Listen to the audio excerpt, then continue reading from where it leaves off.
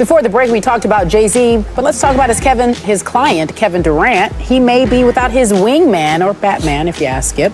Point guard Russell Westbrook is out for the first 4 to 6 weeks of the season after more knee surgery. Westbrook needed arthroscopic surgery on his right knee, and this is what his teammates had to say.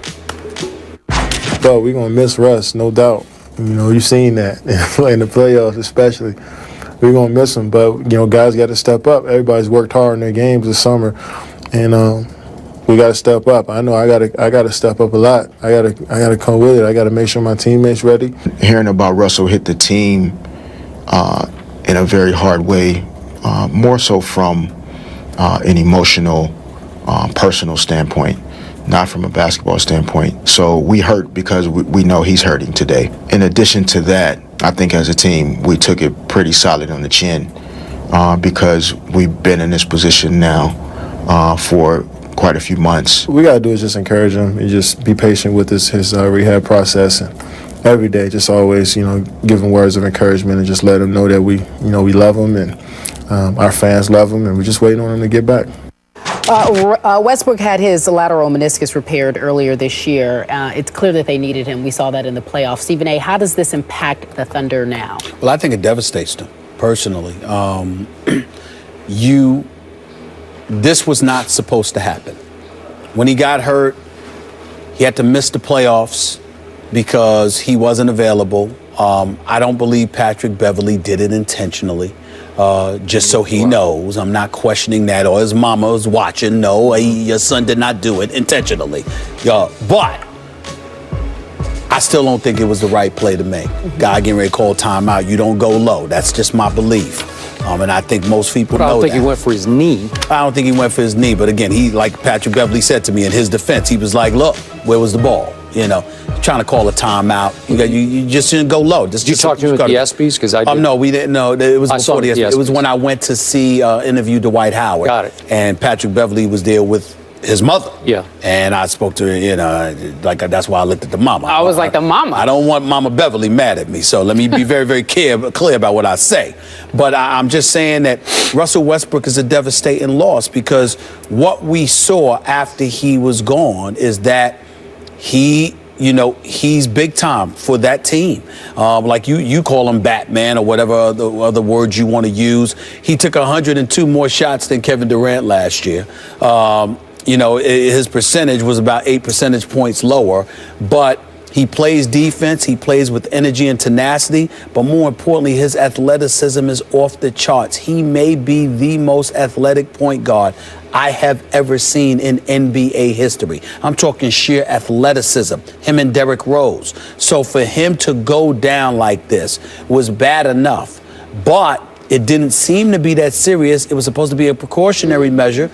And then he comes back, and in training camp, the knee's already swelling up. So now there's a question mark as to whether or not they're not talking about him being gone 4 to 6 weeks from now. They're talking about him being gone 4 to 6 weeks in the season. That means minimal.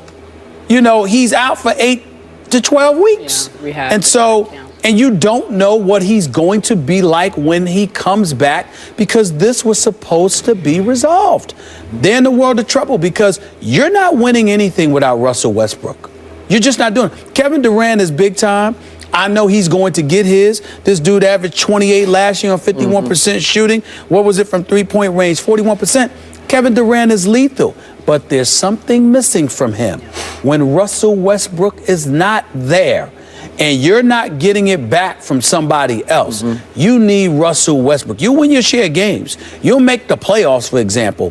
But if Russell Westbrook ain't 100%, Oklahoma City's not even in the conversation. So you have said, Mr. Bayless. Yeah, and you stated that maybe Kevin Durant lost his wingman. But then I think Batman, it might be the other way around. Because you called him Batman the other day. I mean, maybe Westbrook has become Batman because we know that my former man, Kevin Durant, came up very small in those 4 straight losses to the Memphis Grizzlies in the postseason without Russell.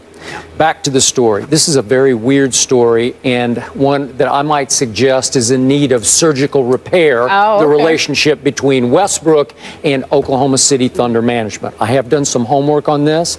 I've actually talked to some other doctors, not their team doctors, about this. I've been through this meniscus surgery 3 times, one about 2 months ago, so I know a little bit about it. San Antonio. And not buying what happened, man. Stephen A. In the beginning, when he first did it, he and his advisors basically defied the wishes of the team surgeon and said, no, we got to go, remember this, to Vail, Colorado and have our own surgeon do this. I'm pretty sure the team surgeon wanted to go right in and clip this off. You have a cartilage cushion, and it had a little tear in it, maybe a significant tear. And I think the Oklahoma City people want to just go in, which I just had done, and snip it. The Vail surgeon said, no, I think I can save a little bit of that cushion, but I'm going to suture it. I'm going to put one good stitch in it to hold it down, and then you're going to have to be a little more slow with your rehab because we need to let it heal. Well, for whatever reason, the stitch didn't take. It didn't heal. I'm pretty sure it started flapping again. Whatever that little flap was, it's starting to stick in the mechanism again. It started to swell again as they started their camp workouts. And all of a sudden, we got to go back in, man. We got to redo this completely. And I'm assuming, this is only an educated guess, that now they went back in and just clipped off the torn piece. Well, now you got all sorts of arthritic conditions that could start setting in after 2 surgeries. So it's not great long term. Short term, I think he'll be just fine. But I agree with you about the devastating loss because Russell's gone through a lot of rehab now. That's 5 months plus, and now you're adding, as you said, the rest of camp plus 4 to 6 weeks. It's just a lot of rehab. You're starting to get in that Derrick Rose territory of, is it really okay? Am I confident on this? That's why I'm really? Yeah, like where you might need another half or 3/4 of the season just to get comfortable again. And what people need to understand, what makes this so bad is that you had the entire off season to handle this.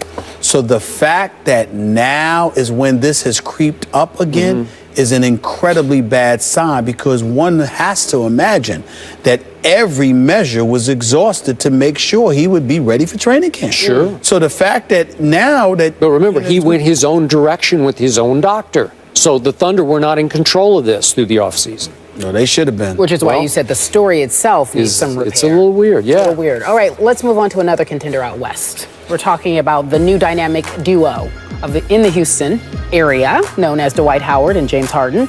They both spoke about their expectations for the Rockets this season. Take a listen.